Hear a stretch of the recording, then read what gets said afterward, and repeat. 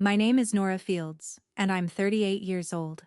5 Saturdays after I got the keys to the first house I had ever owned, a silver minivan rolled up my gravel driveway, and my sister climbed out with her 2 kids, 2 suitcases, and a smile like the last 3 years had never happened.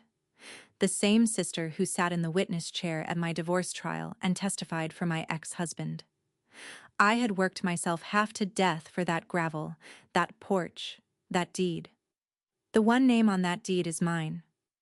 What Dana said on my porch that morning was bold enough. But what my family did 2 weeks later on a Sunday I will never forget, is the part I still can't quite believe. Welcome back to Calm Drama Stories. This channel is where women who rebuilt their lives from nothing share what it costs them, and what they refused to give up. If stories about family, betrayal, and hard-won peace speak to you, drop a comment below, and be sure to subscribe. Because this story starts with a marriage, runs through a courtroom, and ends on a driveway. And every stone of that gravel got paid for twice. To see how a sister ends up on the wrong side of a courtroom, you have to go back 4 years, to when I was 34 and thought I was a partner. My husband Greg owned Hartley Auto and Tire, a 6-bay shop on the east end of Harlan Falls, Ohio. I say he owned it, and that's the whole story right there. The business sat inside a company Greg had set up 2 years before our wedding. I ran the service desk, wrote the estimates, kept the books straight when he got creative, and turned wrenches when we were short a man, which was most weeks. The county fleet contract, 30 vehicles, came to us because their manager trusted me, and everybody knew it. Twice I asked Greg to add my name to the company. Twice he grinned and said, "Next quarter, Nor." He had a grin that could sell a rusted frame to a state inspector. I signed 11 years of my life over to that shop, one oil-stained day at a time, and my name never made it onto a single page that mattered. There was a small safe in the back office. Greg kept the combination the way some men keep a mistress, close and quiet and just for him. I told myself every marriage has a locked drawer somewhere. That was the lie I could afford back then. The shop smelled like brake dust and burnt coffee, and I loved it the way you love a child you didn't get to name. Looking back, the signs were stacked like a parts order nobody wanted to check in. I checked everything else in that building. The one inventory I never got to run was on my own husband. Here's what you need to know about my family, and I'll keep it short because it isn't pretty. My dad, Ray Fields, dropped dead of a heart attack when I was 19 and Dana was 12. He was a machinist with a Craftsman toolbox he'd bought used the year I was born, and he was the only person who ever asked me what I wanted.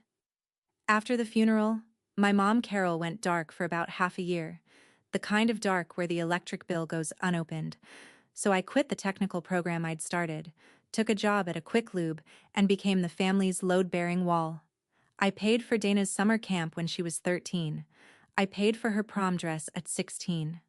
My mom had a phrase she used like a prayer every time Dana stumbled and I caught her. "You're the strong one." She said it the way you'd read a label on a machine, like it was printed on me at the factory. I remember handing Dana money for that prom dress, money I'd earned lying under trucks, and she took it without looking up and said, "You'll be fine. You're always fine." She was 16. She'd already learned the family math. Fine was my job title. I mistook being needed for being loved, and I want to be honest with you. I kept making that mistake for a long time. It had a price tag on it the whole while. I just hadn't been handed the invoice yet. Dad's toolbox came to me because nobody else wanted to haul it. I hauled it everywhere I went for 19 years. Some people inherit money. I inherited the thing you fix other people's lives with, and a family that thought the fixing came free. Marriages have warning lights, same as engines, and mine started flashing the fall. I turned 34. Greg's phone began sleeping face down. There were inventory runs on Thursday nights that came back with no inventory. He smelled like a restaurant we never went to. I'm a mechanic. I don't ignore a light and hope, I pull the code. So I drove past the dealership across town on a Thursday and saw his truck parked behind it, next to a red coupe that belonged to Brittany, the finance woman who'd flirted with him at every trade show since forever. I sat there long enough to be sure, then went home and asked him straight. At our own kitchen table, no shouting. He didn't even bother to deny it. He folded his hands like a loan officer and said, "Let's keep this civilized, Nor. No need to burn the shop down over it." The shop. His first thought was, the shop. Mine should have been too, because a week later I found the back office safe hanging open. Greg was careless when he was distracted, and I read what was inside. The company papers, older than our marriage, his name alone, and bank statements for an account I had never seen, with steady money walking out of the shop into somewhere labeled renovations. We hadn't renovated so much as a bathroom faucet in 3 years. I stood in that office with the furnace ticking and understood I wasn't reading a husband's paperwork. I was reading an exit plan, and it had been in motion while I was still ordering his birthday cake. I photographed nothing, took nothing. I just closed the safe and started making a list in my head of everything in that building my hands had built, and my name had never touched. I hired a lawyer the next week, a small office woman named Alvarez who wore reading glasses on a chain and did not sugarcoat. She laid it out plain. The shop was premarital property, his company, his name. My path was to prove what the law calls active appreciation, that the business had grown in value during the marriage because of my work. 11 years of estimates, fleet accounts, and payroll I'd untangled. We could show all of it, if people who'd been inside the shop backed me up. Marcy, the bookkeeper Greg had pushed out the year before, was on my list. So was Dana. My sister had worked our front desk for 2 years after her second layoff, answering phones I paid her to answer. She'd seen who ran that place. Alvarez said family witnesses read well with judges, and I remember feeling something almost like relief. Meanwhile, Greg moved like a man who'd rehearsed. My login to the shop system died on a Tuesday. The locks got changed on a Friday, and my key to the building I'd opened at 6 in the morning for a decade turned into a souvenir.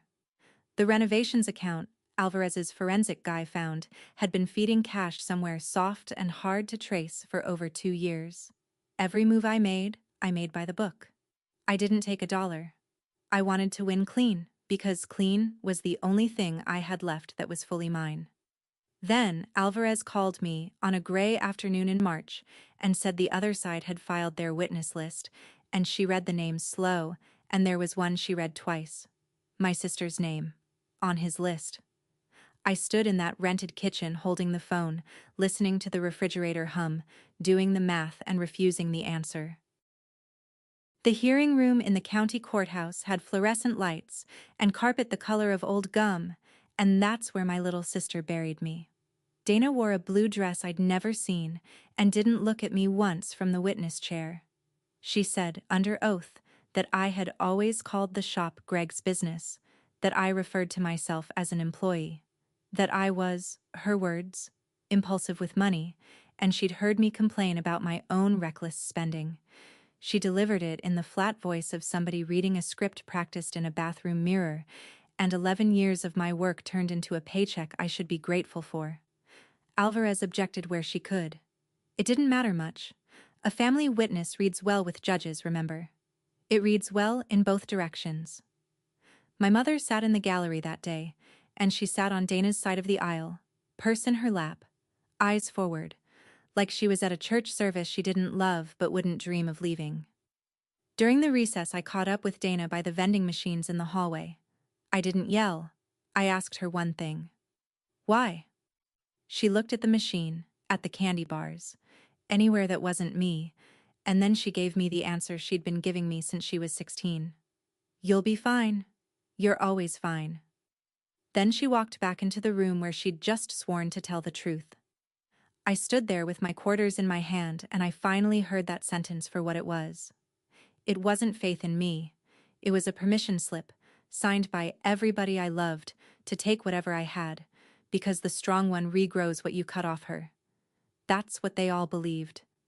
I had believed it too, and the bill for believing it was about to come due. The ruling came down in early June. The shop was Greg's, premarital, untouchable. My active appreciation claim, gutted by my own sister's testimony, was settled with a buyout of $40,000. 11 years, $40,000. Call it $10 a day. I did the division one night and wished I hadn't. The rental house went with him too. His name on the lease. His landlord buddy happy to keep him. I was given 2 weeks to collect my personal property from the shop. I took one thing. My dad's Craftsman toolbox. Every drawer mine. Bought by Ray Fields the year I was born. And there was an old handwritten bill of sale in the top drawer with the name Fields on it. So even Greg's lawyer couldn't pretend otherwise. I rolled it across that parking lot on a Tuesday morning while 2 techs I had trained pretended to be busy. Greg stood in the door of Bay 1 with his coffee, watching, comfortable as a landlord. When I got to my pickup, he raised his cup and said, "No hard feelings, Nor." I ran the box up the ramp, strapped it down, and drove off his property and did not give him the mirror check he was hoping for. That night, my mother finally called. I sat on a mattress on a floor and let it ring twice before I answered, and I'll admit part of me still expected her to ask where I was sleeping. She didn't ask. She said Dana had been through so much with Kyle's debts, and the family needed to heal now, and then she said the sentence she'd carry like a casserole to every disaster that came after. "Don't make this into a war, Nora. Your sister is struggling too." Struggling. I looked around the room at everything I owned, and it fit against one wall. I rented a room above the coin laundry on 2nd Street, the kind of place where the dryers thump under your floor until 10 at night like a heartbeat you didn't ask for. On the first night, I sat down with a legal pad and made an inventory, because inventories are how I calm down. 1 toolbox, $40,000, 2 hands with 20 years of certifications in them, 0 debts, 0 people I owed a single explanation to, as of that afternoon. I blocked Greg's number, my mother and Dana. I didn't block, I just stopped answering, and if you've never felt the difference, it's the difference between slamming a door and simply not standing in doorways anymore. 4th item on the pad, and I wrote it slow, in capital letters, like a work order. The next thing I build will have one name on it. I'm telling you this part plainly because I know how it sounds. It sounds cold. Where I come from, a woman who stops picking up is a scandal, and a man who empties a marriage through a side account is just business-minded. I'd spent 16 years being the net under everybody's high-wire act. The net doesn't get a turn on the wire, so I folded the net. 3 years. That's what it took. And I'm going to walk you through those years quickly because they weren't dramatic, they were just heavy. But I want you to notice one thing as we go. The whole time, I believed distance was the same thing as safety. I believed if I built far enough away from my family, what I built would be safe from them. I was wrong about that. Here's what rebuilding actually looks like, for anyone who's had to do it. It looks like a 9-year-old cargo van I bought at auction for $3,800 and brought back to life on a Sunday with my dad's tools. I lettered the side myself. Fields Mobile Repair. 1 woman. Fair rates. Days. I drove that van to driveways and church parking lots and fixed what people couldn't afford to tow. Nights. 4 shifts a week. I pulled orders at the parts warehouse out by the county line, walking concrete until 2 in the morning. Sundays after service let out, I did brake jobs for widows at half the shop rate, and those women paid me back in a currency Greg never understood. They talked. Word of the honest mechanic lady spread through Harlan Falls faster than any ad I could have bought. The county fleet manager called me himself, said their work had gone downhill since I left Hartley's, and moved the whole 30-vehicle contract to my van. I slept 5 hours a night. I ate lunch sitting on a milk crate. I taped a savings goal to the dashboard and watched the number climb like a patient watching a monitor. People ask why I didn't just move away and start over somewhere nobody knew my name, because Harlan Falls was my town too. I'd earned every wrench I owned there, and I wasn't going to let the people who took the shop take the map.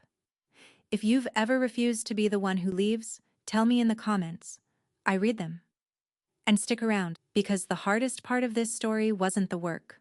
The work was simple. The hard part drove up my gravel 3 years later wearing my sister's face. Anyway, on a wet Tuesday in my 2nd year, a tow truck died on the shoulder of Route 9, and stopping for it changed my whole life. The dead wrecker belonged to Novak's Garage, a four-bay shop on the west edge of town that had been there since before I was born. Behind the wheel sat Walt Novak himself, 71 years old, flannel shirt, hands like tree roots. His fuel pump relay had cooked itself. I had one in the van, swapped it on the shoulder in the rain, and when he asked what he owed me, I quoted him the part plus 20 minutes of labor. Exact. He looked at the invoice longer than the job took. Most people pat a bill for a stranded old man or wave it to look like a saint. An honest number apparently read like poetry. The next week he called and offered me weekend bays at his shop. Overflow work. No strings. Novak's was worn but solid, the kind of shop where the floor jack is older than the apprentice and nothing important is broken. Walt had buried his wife 2 springs back. No kids in the trade. He moved slower than he wanted to and watched me work the way old machinists watch, saying nothing, missing nothing. On the office wall, next to a calendar from a parts supplier that went under in the 90s, hung a little hand-painted board, the paint gone amber. Fair price. Paid in full. No favors. I asked him about it once. He said his father painted it the week the shop opened, and that it had cost the family some friends and saved the business about a dozen times. I wrote nothing down. Didn't need to. Some sentences go into you like a press-fit bearing, and you only find out later they're holding the whole assembly together. Walt started calling me on Tuesdays about jobs that stumped his young tech Denny. Then he started calling me on Tuesdays about nothing. I didn't know yet that the old man was interviewing me. He knew. The truth about my sister found me on a loading dock at 11 at night, the way truth does, off-duty and unannounced. Marcy Bell, Greg's old bookkeeper, had taken a desk job at the parts warehouse, and one slow shift we ended up stacking cores side by side. She asked how I was holding up. Then she went quiet in a way that had weight to it, and said there was something that had sat wrong with her for 2 years. 2 weeks before my trial, she'd still had access to the shop's accounts, tail end of her notice period. She watched Greg cut a check for $18,000 against a credit line, and she heard him on the phone with Kyle, my sister's husband, telling him their card debt was handled and there'd be another check after, quote, things settle down. Greg called it keeping the family tidy. Marcy said she'd have come forward at the time, except she'd signed papers on her way out and needed her pension, and she was ashamed anyway, and I told her the truth. That it wouldn't have been admissible and wouldn't have mattered. What mattered was arithmetic. My sister's loyalty had a sticker price, $18,000, roughly what I'd paid out for her across all those years of camps and dresses and rescues, and Greg had simply bought the asset out from under me like a man picking up a repossessed truck. I clocked out, sat in my van in the lot for a while with my hands on the wheel at 10 and 2, and then went back in and finished the shift, because the orders don't pull themselves. At the door, Marcy touched my sleeve and lowered her voice like the boxes were listening. And between us, he never mailed the second check. I want you to remember that detail. It's a load-bearing detail. It comes back. Through all 3 of those years, my mother kept a voicemail campaign running with the discipline of a utility company. I saved some of them. Not for evidence, there was no case to build, just so I'd stop wondering later if I'd imagined the pattern. Not one message asked where I was living. Not one asked if I was eating, sleeping, making it. They asked things of me. Thanksgiving is at Ruth's and it will look wrong if you're not there. Your sister asks about you, which I knew the way you know weather, by checking, because Dana's public life rolled on without a hitch and none of it ever rolled my way. And the big one, delivered in her church voice, family is what's left when everything else is taken, Nora. My mother is not a monster, and I need you to hear that, because this story doesn't work if you sort her into the monster bin. She was raised by a woman who took in her brothers every time they fell, and she took in her own brother Dale's boy for 2 years in the 90s, and in her arithmetic, the strong lift the falling, forever, no invoice, and the lifting is what the word family means. She wasn't asking me for anything she hadn't paid herself. That's what made it so hard to hate her, and so necessary to stay away from her. Every October a birthday card still came to my P.O. box, her handwriting getting a little shakier, a $20 bill folded inside like I was still 12. I kept every card. I mailed every 20 back. You can love people from a distance you can survive. That's a thing I learned above a laundromat. And I'd say it got easier. Except it never got easier. It just got quieter. Then Walt Novak decided to retire, and the quiet ended. He told me on a Tuesday, over coffee from his ancient percolator, that his knees had filed their notice and he was listing the property in the spring. Garage, plus the two-bedroom house on the same lot, the one he and his wife had lived in for 40 years, 30 steps from Bay 1 across a gravel yard. The realtor said $310,000 for the package. Walt watched me absorb the number, then said the thing I still hear in his voice. Before it goes public. You want it? It's yours to earn. Fair price. Paid in full. No favors. His terms were simple and not soft. He'd carry a note himself for $130,000, 10 years at 6%, because he wanted the shop to stay a shop, and he'd decided I was the one who'd keep it one. The rest was mine to raise. I had $92,000, the 40 from the settlement I'd never let myself touch, and 52 more that 3 years of double shifts had stacked up $100 at a time. I took my books to the local bank, the one that still knows its customers by their trucks, and I brought the county fleet contract with me, and a folder of 3 years of mobile repair income that surprised the loan officer into sitting up straighter. They covered the gap. Every number added. Nobody did me any favors, and if you think I'm walking you through the math to brag, I'm not. I'm walking you through it because in about 20 minutes of this story, a group of people are going to stand on that gravel and tell me none of this counts.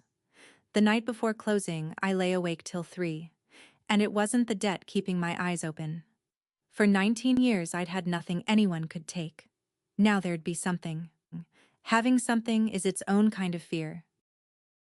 Closing day was a Friday morning in September, in a title office with bad landscape paintings and wonderful coffee. 11 signatures.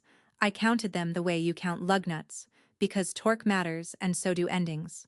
And then the deed, printed plain as a parts label, and on the owner line, one name. Nora Fields. Not a company Greg built before a wedding. Not a lease under somebody's buddy. One name, mine. On land and walls and a roof. Recorded at the county for anyone to look up until long after I'm gone. Walt shook my hand once. Hard, the way you'd seat a hose clamp, and gave me both sets of keys on a plain steel ring. That afternoon, I did the only ceremony I cared about. I backed the van up to Bay 1, dropped the ramp, and rolled my father's Craftsman toolbox across the concrete to the left-hand corner. The same corner he'd kept it in at the house on Cedar Street when I was a girl standing on a milk crate to watch him work. 19 years that box had been in exile, garages and rented rooms and the back of a van. I set the wheel locks with my boot and stood there in the empty shop with my hand flat on the lid for a while, and if you'd walked in, you'd have thought I was checking the paint. That night I slept on an air mattress in the middle of the empty living room, no curtains yet, moonlight all over the floor, and I listened to the furnace tick and the gravel settle, the sounds of a building talking to its owner. Its owner.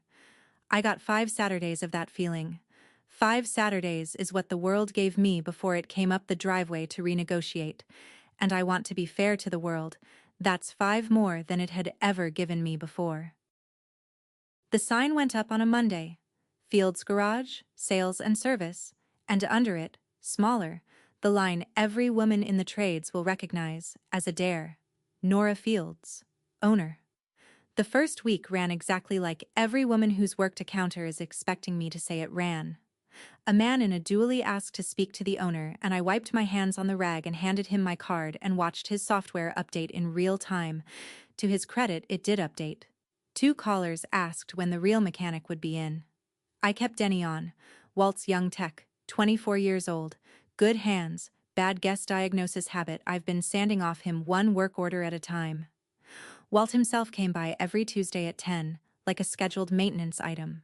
Bought coffee from the machine with exact change, though the coffee was free for him forever, sat in his old chair by the window, and offered no advice at all unless I asked for it, which is the rarest form of love I have personally encountered.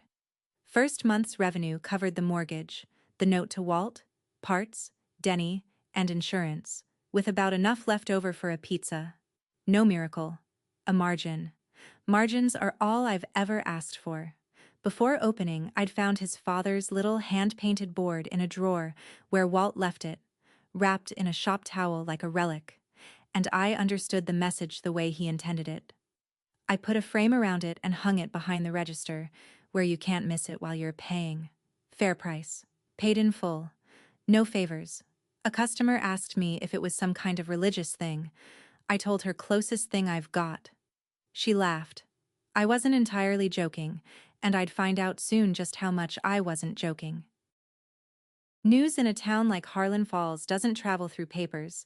It travels through open hoods. A fleet driver dropping off a plow truck told me 2 of Hartley's best techs had walked out over bounced paychecks. A parts rep, the chatty one, mentioned Greg's account had gone cash on delivery, which in our world is the sound of a heart monitor slowing down. The county contract, mine now, had been the spine of that shop's cash flow, and I knew better than anyone what its leaving would do, because I'm the one who'd kept the wound closed all those years. Brittany's red coupe, I heard, was last seen headed out of town in the spring. I didn't celebrate any of it, and I want to be precise about why, because this matters to how the story ends. A man drowning is not my victory. It's just water finding its level, and I had bays full of work and no time to stand on the bank watching. The other piece of news came through the family channel. Aunt Ruth to my mother to the church lobby to me, the way all official family news travels. Kyle had left Dana, gone to Texas for a job that may or may not have existed, leaving her the minivan, the kids, and a mortgage 3 months behind.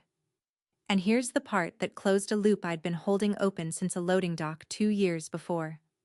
The card debt, the famous $18,000 of loyalty money, had never been finished off. Greg's second check never came. The balance had been growing teeth the whole time, and a collection agency owned it now. The loyalty my sister sold me out for turned out to be a bounced promise from a man who bounced everything eventually. I found out on a Thursday. Bad news travels at the speed of family. By Saturday, my phone lit up with a name it hadn't shown in 3 years. The first text said, "Heard about the shop. So proud of you, sis." Exclamation points like confetti. We should catch up. Nothing in it about a courtroom. Nothing about a blue dress and a witness chair. 3 years of silence, and she opens with pride. As if pride were hers to hand out over what I'd built in the crater she helped dig. I read it standing at the register under Walt's little board, and I did not answer it. The second text came 5 days later. Mom says the house has 2 bedrooms? Bet it's beautiful. And there it is, I thought. There's the tape measure. Because that's not a compliment. That's an appraisal. And I'd been reading Dana's appraisal since she was 16 years old. I typed out an answer that was all lowercase hurt, deleted it. Typed a colder one, a lawyer's answer, deleted that too. I must have written her a dozen replies over 2 nights, sitting at my kitchen table in the house with one name on the deed, and every version was me explaining myself. And somewhere past midnight I finally understood that explaining myself was the family's oldest tax on me, and I wasn't filing anymore. I put the phone face down. I'd love to tell you I slept. Mostly I lay there listening to my own house hold its breath. People will tell you boundaries feel empowering. Sometimes. Mostly they feel like standing very still in work boots, waiting to find out what it costs this time. The 5th Saturday after closing mid-morning, I was under a fleet pickup in Bay 1 with a stubborn transmission line when I heard tires come off the road onto my gravel, slow and certain, a vehicle that knew it had arrived somewhere it planned to stay. I knew the engine before I saw the paint. A silver minivan with a tired belt squeal I would have fixed for free once, back when we were still sisters. Dana came out of the driver's seat already performing, sunglasses up into her hair, arms wide at the property like a game show hostess. Oh my gosh, look at this place. Tyler slid out after her, 8 years old, all elbows, and little Emmy, 5, dragging a backpack with a unicorn on it, and the sight of those kids put a hook in my chest I want to be honest about, because none of what was coming was their doing. Then I saw the rest. 2 suitcases on the gravel. Trash bags with sleeves pressed against the plastic, the luggage of a fast exit, and strapped to the roof rack, a folded rollaway mattress under a blue tarp. She hadn't come to ask me a question. She'd come with the answer packed. She was up my porch steps while I was still wiping transmission fluid off my knuckles, talking the whole way, the words rehearsed in the smooth way that only sounds casual if nobody's listening closely. And I have spent 3 years listening closely. The kids can share the second bedroom, they're good sleepers. I'll take the couch till we figure something out. It's temporary, obviously. Then she turned on the top step, taking in my yard, my shop, my roofline, and she delivered the line she'd clearly written on the drive over, the one that was supposed to end the conversation before it started. We're family, Nora. And you have all this now. You have all this. There's a whole religion inside that sentence, and I was raised in it, and I know every hymn. What's yours exists to be allocated. The strong one is a public utility. Emmy waved at me from the gravel, shy, both hands around the strap of her unicorn backpack, and I waved back at her, because my quarrel has never once been with children. Then I looked at my sister and told her the truth. No, Dana, you can't live here. I said it the way I quote a brake job: level, priced, final. She blinked like I'd spoken a foreign language, and honestly, in our family, I had. Then she ran through her gears, and I stood on my own porch and watched every one of them come. First gear, sugar. Sisters help sisters. Remember when we shared a room? The kids adore you. Second gear, guilt. And she reached for it, smooth as a downshift. They're sleeping in a motel, Nora. Look at them. Look at their faces. I did look. That's the terrible mechanics of it. She aimed her own children at me like a torque wrench. And then third gear, the old reliable, the family's national anthem, half shouted from my top step with her hand thrown toward my house. You'll be fine, you're always fine, so what does it even matter to you? There it was, 16 years old, handing back my prom dress money, 28 years old, in a courtroom hallway, and now on my porch. The same sentence, because it had never once failed her before. I felt something settle in me, quiet as a wheel bearing finally seated true. You can earn a place here, I said. You can't claim one. She stared at me. I don't think she understood it. Not then.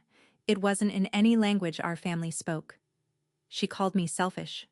She said, Mom was right about you, which told me exactly what the drive over had sounded like.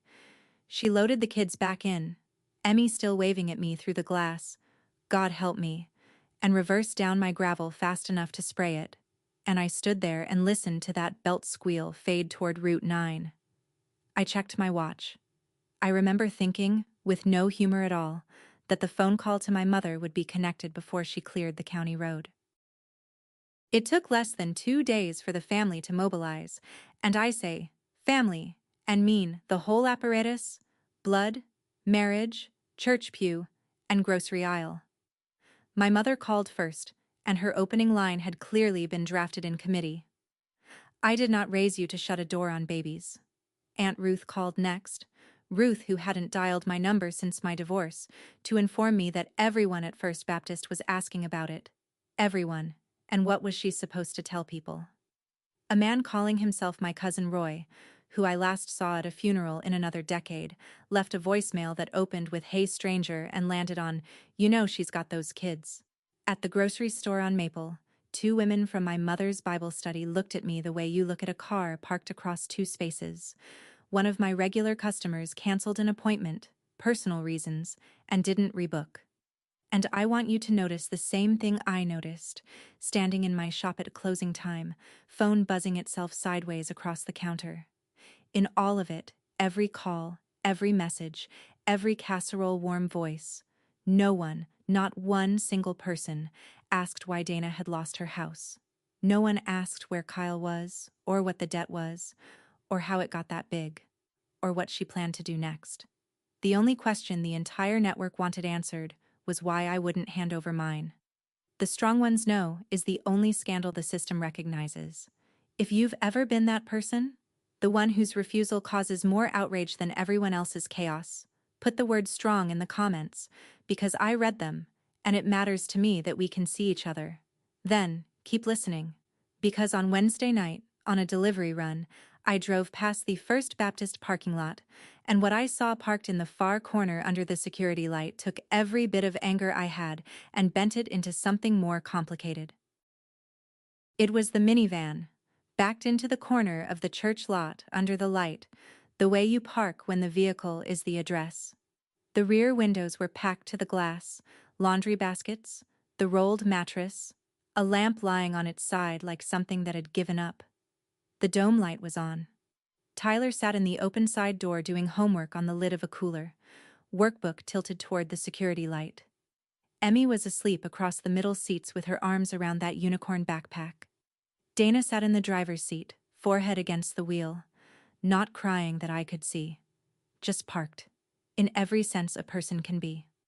I pulled over across the road and sat in the dark with my engine off for about 10 minutes, and I'm going to tell you exactly what I saw, because it's the reason the rest of this story goes the way it goes. I did not see a liar getting what she deserved. Although she was one, and she was. I saw the finished product of the factory we both came off of. They'd built me into a net, and never once asked what the net could carry. They'd built her into a package that was always supposed to be carried, and never taught her to stand. And then the men who'd promised to carry her, Kyle, Greg, the whole handshaking lot of them, had set her down on the pavement and driven off. Her loyalty had been bought with a check that bounced. Now the bill was sleeping in a minivan. In the morning, I called Pastor Hale, told him a family in the congregation wanted to cover a week at the Falls Motor Inn, plus grocery cards for a young mother in trouble, and to keep the name out of it, and I meant every word of the anonymity. That night, I understood the difference between helping someone and being consumed by them. One is a gift. The other is a toll. That Friday, as if the universe were running a clearance sale on my past, Greg Hartley walked into my shop. Thinner. Grayer at the temples. Handshake still calibrated to sell you something. He did a slow lap of my waiting room like an appraiser, complimented the floors, complimented the coffee machine, and then pitched me. And I'll give him this. The man could still pitch standing in the rubble. He'd heard great things. He still had the Hartley name, the East End location, decades of goodwill. And I had his word, the talent. Partnership. Like old times, but official this time, and he actually winked on the word official. Years too late. Somewhere mid-pitch the truth fell out of his pocket. The bank was moving on his building, and the pitch was a man grabbing for a rope and calling it a merger. I let him finish. 19-year-old me would have already been drawing up how to save him. 34-year-old me would have at least felt the pull. 38-year-old me wiped down the counter and said, "I have a shop. It's not for sharing. You taught me that. And it's the one thing I owe you." He tried the grin. Asked if I'd at least front him parts on credit. Buddy rates. Us being history and all. I pointed at the little board behind my register, at Walt's father's amber paint. Fair price. Paid in full. No favors. He read it twice like it might soften on the second pass. Then he called me cold, which from Greg is practically a diploma, and walked out to a truck I noticed he was careful to park where I couldn't see the plates. I felt nothing I'd need to confess. That night at 9 my phone buzzed once. My mother. A single line. No greeting. Sunday. We are all coming to talk some sense into you. Tuesday's coffee with Walt happened on Saturday that week, because I called him, which I had never once done for a non-mechanical problem. He came in his church supper cardigan and sat in his chair and listened to the whole thing without moving. Then I asked him the question that had been idling under everything for 3 years. Am I cruel, Walt? He thought about it the way he thinks about a noise you can only hear in 4th gear, long enough that you start to worry. Then he said, I sold you this place because you pay what things cost. Cruel is teaching somebody the world owes them rent. He rinsed his cup, put it in the rack, and left me with that. That night I sat at my kitchen table with a legal pad, because inventories are how I calm down, and I wrote out what I could actually give without setting myself on fire to reheat the family casserole. I needed counter help. That was simply true. Denny and I were drowning in paperwork every Friday. So, item 1. A job. 25 hours a week at Field's garage, front desk, posted wage, same up on the wall for anyone who walks in. Item 2. I called the number on the listing for the apartments over on Millbrook, the decent ones with the playground, and asked what it would take to hold a 2-bedroom. Deposit and first month. Payable direct to the landlord. In Dana's name. On Dana's lease. Not my couch. Not my second bedroom. A floor of her own under her own feet. Which is the one thing our family had never once thought to hand her. I closed the pad and sat there in my quiet house. They were coming on Sunday to make me choose between my house and my family. I'd spent the week building a third door, and I was reasonably sure nobody on that gravel had ever seen one. They came at 2 o'clock. After church and lunch, 3 vehicles turning onto my gravel in a line like a procession. My mother's sedan, washed for the occasion, Aunt Ruth's SUV, and the minivan, which told me the motel week had ended and the summit had been scheduled accordingly. My mother got out in her good lavender church suit, and that detail undid me a little. She had dressed up to come disown me, or save me. In her mind, I truly believe those were the same errand. I met them in the yard at the picnic table Walt left behind, between the house and the shop, and I did not invite anyone inside, and everyone registered it. The door I hadn't opened stood behind me the whole time like a witness. No coffee, no lemonade. This wasn't hospitality, it was a hearing. The second one my family had held on my property rights. And this time, at least, I'd get to speak. Mom opened the way matriarchs open, not with an argument but with a genealogy. Family is what's left when everything else is taken, Nora. Her mother had taken in her brothers. Every fall. Every time. She herself had taken in Uncle Dale's boy for 2 years in the 90s, and fed him, and asked nothing. Now it was my turn. That's how she said it. It's your turn. Like the netting of falling relatives was a chore wheel hung in some eternal kitchen. This is how family works, she said, and spread her hands. Done. The way you rest a case that has never once been appealed. Behind her, Dana stood with her arms crossed, confident again. The kids sat on the porch steps of a house they'd been promised. That was the field. Then came the shot. Ruth went next, because Ruth is the network's loudspeaker and every summit needs one. Everyone is watching this, Nora. The whole congregation, the whole family. Your cousins in Dayton. Did I understand what it looked like? A woman alone in a big house while her sister's babies slept in a motor lodge. A big house, 2 bedrooms and a gravel yard. But in the family's mythology, my little lot had already grown wings and a west wing. And then my mother stepped past her, closed the distance, and I watched her gather herself the way people do before they lift something they know is too heavy for them. Her voice shook, and I wanted on the record that the shake was real. She believed every word she was about to spend. "Open that door for your sister," she said, "or you are no daughter of mine." The yard went very quiet. Even Ruth, who has never met a silence she didn't fill. Tyler looked up from the porch steps, 8 years old, listening to grown women decide what family means. And I thought, there it is, the whole machine, dressed for church, and pointed at my front door. Want and need, if you've been keeping score. Behind me, a house with one name on the deed. In front of me, my mother, offering the last version of her love I'd ever be offered, price sticker attached, and it was the old price. Everyone on that gravel believed there were only 2 doors I could walk through, hers or mine, and every face was set for one or the other. They'd driven out in a convoy to watch me choose between them. I looked at my mother's shaking hands, and at my sister's crossed arms, and I opened the 3rd door instead. "No one is moving into my house," I said, and I said it quietly, and the quiet did more work than volume ever has. This house is the first thing I ever built that nobody can take from me. It is not the family safety net. There's no such job anymore. It closed. Ruth started up. I raised one hand, grease still in the knuckle creases, and she stopped. Then I took the folder off the picnic table, the plain manila one I'd set there before they arrived, and I laid it out for Dana, item by item, the way I write an estimate. because an estimate is a kind of respect. A job at Field's Garage. Front counter, 25 hours a week to start. The wage posted on my wall. The same number Denny started at. So nobody could ever call it charity, and nobody could ever call it a leash. And an apartment on Millbrook. The 2-bedroom with the playground below the window. Deposit and first month already arranged with the landlord, payable direct, never touching her hands. On a lease with one name on it. Hers. Your own floor, I said to my sister. Your own key. Your own paycheck. Nobody carries you, and you never have to say thank you to anyone at Thanksgiving. One condition. From today, whatever passes between you and me is given. It is never again taken. You can earn a place here. You can't claim one. Dana's arms came uncrossed.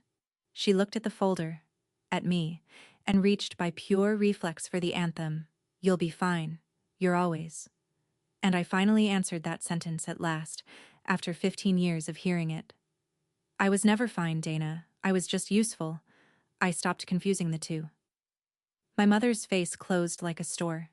She said if I let her walk off this yard, she would not come back. And her voice broke on the word daughter somewhere in there. And I am not going to pretend to you that it didn't cut. It cut all the way down. I know, I said very softly. I'm not closing the door, Mom. I'm just done being the door everyone walks through. She looked at me for a long moment, my mother, in her lavender suit, in her 63rd year, and then she turned and walked to her sedan and drove off my gravel.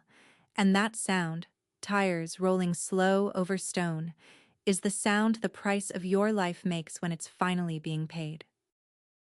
Ruth followed her out, of course, pausing only to tell me she would pray for me, in the tone people use when they mean the opposite. And then the yard was just us. Dana, the kids on the steps, me, and a manila folder on a picnic table with the late afternoon sun coming across it. Nobody spoke. Emmy climbed down and pulled at her mother's hand, tired, done with the theater the way only a 5-year-old can be honestly done. Dana stood there a long time looking at that folder, and I watched my sister do math she had never been taught, weighing a couch she was owed against a floor she would have to earn. She didn't apologize. I want to be straight with you. There was no hallway movie moment, no hug, no tears in the gravel. She picked up the folder without meeting my eyes, the way you take a parts invoice you can't argue with, got her kids buckled and drove away slower than she'd ever left anywhere. She didn't say yes, but she didn't leave it on the table either, and with Dana, that was the closest thing to yes I had ever been handed.